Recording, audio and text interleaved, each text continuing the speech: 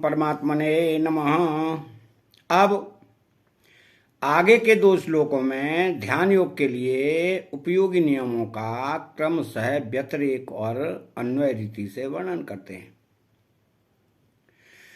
तो नाट्य स्रतस्तु योगो अस्ति चेकांत मनस्रतः न चाति स्वप्रशीलस्य जागृतो नैव च अर्जुन। अर्थात नात्यस्नतस्तु योगो अस्ति, अधिक खाने वाले का योग सिद्ध नहीं होता।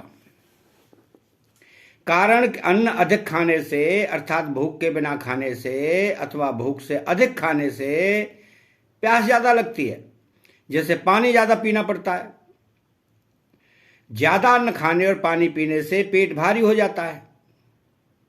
पेट भारी होने से शरीर भी बोझिल मालूम देता है, शरीर में आलस्य छा जाता है, बार बार पेट याद आता है, कुछ भी काम करने का अथवा साधन भजन जप ध्यान आदि करने का मन नहीं करता। न तो सुखपूर्वक बैठा जाता है और न सुखपूर्वक लेटा ही जाता है, तथा न चलने फिरने का ही मन करता है। अजीर्ण आदि होने से शरीर में रोग पैदा हो जाते हैं। इसलिए अधिक खाने वाले पुरुष का योग कैसे सिद्ध हो सकता है? नहीं हो सकता। तो न चैकांत मनस श्रतः, ऐसे ही बिल्कुल न खाने वाले भी योग सिद्ध नहीं कर सकते। कारण कि भोजन न करने से मन में बार बार भोजन का चिंतन होता है, शरीर में शक्ति कम हो जाती है, मांस मज्जा आदि भी सूखते जाते हैं, शरीर शिथिल हो जाता है, चलना फिरना कठिन हो जाता है, लेटे रहने का मन करता है, जीना भारी हो जाता है, बैठ करके अभ्यास करना कठिन हो जाता है, चित्त परमात्मा में लगता ही नहीं। अतः ऐसे पुरुष का योग कैसे सिद्ध होगा? न चाति स्वप्नशीलस्य, जिसका ज्यादा सोने का स्वभाव होता है उसका भी योग सिद्ध नहीं होता। कारण कि ज्यादा सोने से स्वभाव बिगड़ जाता है, अर्थात बार बार नींद सताती है, पड़े रहने में सुख और बैठे रहने में परिश्रम मालूम देता है।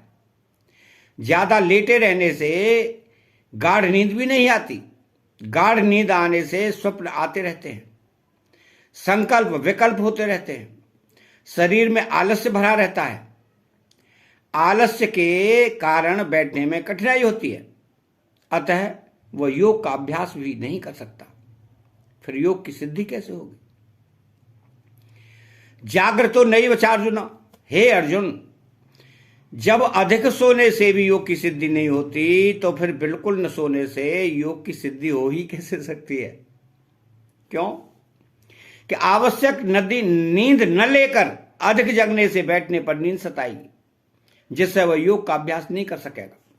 तो सात्विक मनुष्यों में भी कभी सत्संग का, सात्विक गहरी बातों का, भगवान की कथा का अथवा भक्तों के चरित्रों का प्रसंग छिड़ जाता है।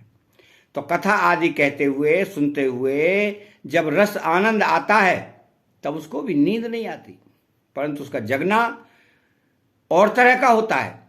अर्थात राजसी तामसी वृत्ति वालों का जैसा जगना होता है वैसा ही जगना सात्विक वृत्ति वालों का नहीं होता।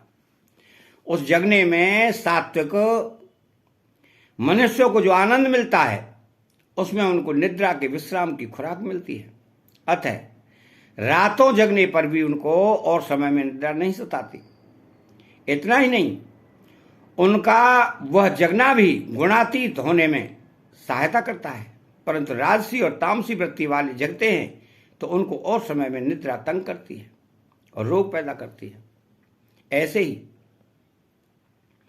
भक्त लोग भगवान के नाम जप में, कीर्तन में, भगवान के विरह में भोजन करना भूल जाते हैं, उनको भूख नहीं लगती, तो ये अनश्रतः नहीं है।